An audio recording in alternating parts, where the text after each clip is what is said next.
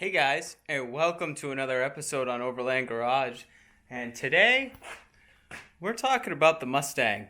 And I've been so excited to just finally start on this project. Like, what in the heck have I been doing? Well, I have some good news for you and some bad news if you're a diehard Ford guy. But thank you for watching Overland Garage and stay tuned.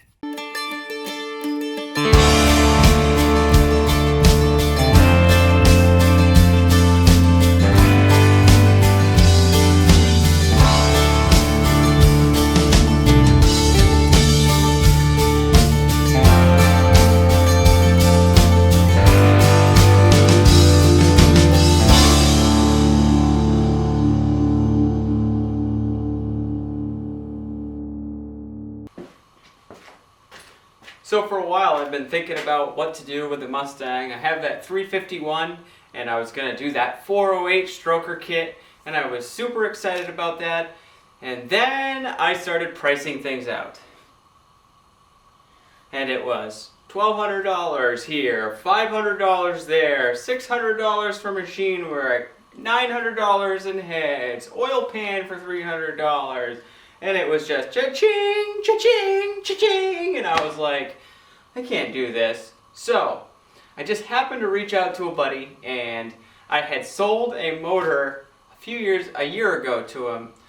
And I was like, well, I wonder if that's still available. And sure enough, that motor was available. But what you're not gonna like is it's not a Ford motor, but I think you're gonna like what I've decided to go with. So you're guessing, what is it? Is it a 350 Chevy? Is it a Hemi powered? No, it's an LS motor. And I know all the Ford guys are probably throwing comments down there right now going, what is wrong with you putting a Chevy motor in a Ford? Well, I'll tell you why. There's a couple of reasons. Number one, it's cheap. And the LS market is so huge nowadays, and there's just so many aftermarket parts available. Actually, it's easier to put this LS motor in my Mustang than it was to make it a 408 stroker. There was just so many things I would have had to do as a 408 Ford motor. And then the LS motor, they literally make everything for LS swaps. If you're into the aftermarket world, you know that's a fact. So yes, I'm going with a Gen 3 LS motor. It's a 5.3, and it is a truck motor. But I'm going to keep it original except for the intake, make it a carb swap. So I will swing this camera around and show you what I'm working with. So yeah, this is what we're working with. This is a 2004 to 2006, that generation 5.3 GMC truck motor. And yeah, it looks pretty ugly right now. But we will be doing a lot of upgrades, and we're going to start tearing this down today. And I'm going to show you where we're going to go with this. But I do have the Holley intake manifold for a Holley carburetor. Because this car is carbureted, it just makes sense to leave it carbureted. So without further ado, instead of talking about it, let's dive in it and start tearing this thing apart. We're going to rip this thing down to basically a block, with a long block with the pistons, everything inside of it, and see what we're working with.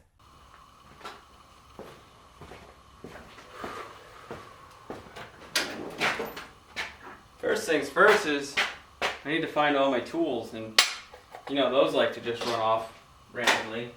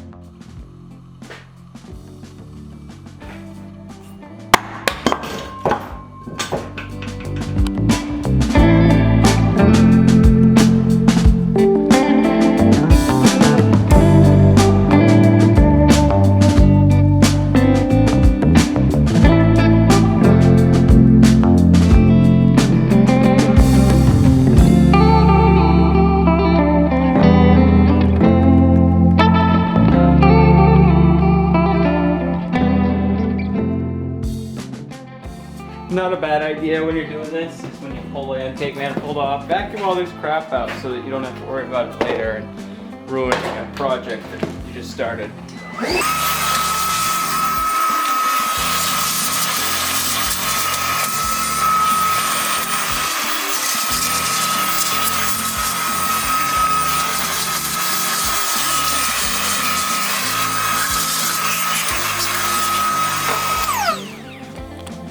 Now, we're not going with perfection with this, we're just trying to get it as good as possible, but you want to get as much of that stuff off as you can because you don't want any of that crap falling inside the motor if you can help it. We're going to take all of this crap off anyways, we're going to take the heads off, we're going to take the exhaust manifolds off, it's all coming off, but if you can prevent any junk going down inside the motor, that's always a good thing.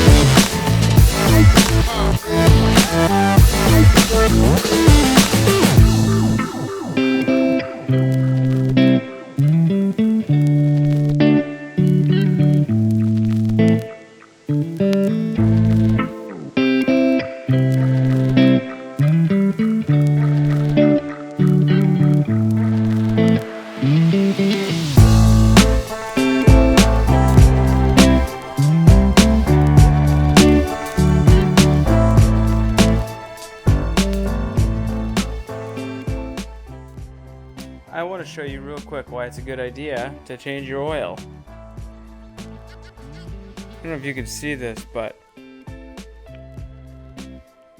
this is sludge city. I mean, you thought the sludge commercials were bad. This thing is trashed inside.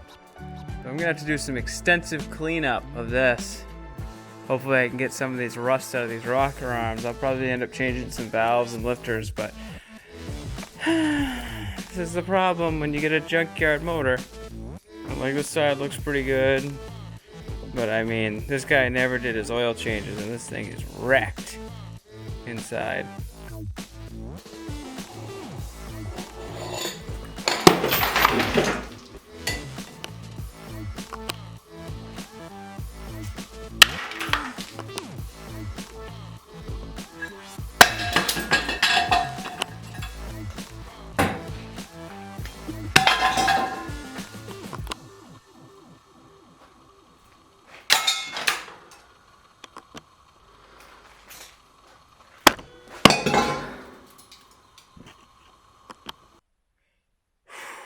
Wow. So I went through and I kept tearing down this LS motor, and she's dirty. But I did get it all tore down. and it's savable. The cylinders look really good. The actual engine itself looks really good, so we're going to be able to use it. And I'm going to turn this camera around and show you what we got going on here. But just wanted to show you where I'm at. And this is what we got going on here. I mean, as you can see, she's pretty sludgy. And she's pretty dirty, but the rotating assembly and everything turns over real nice. And as bad as it looks, it's actually not too bad. I mean, there's a box full of parts. There's a box full of parts.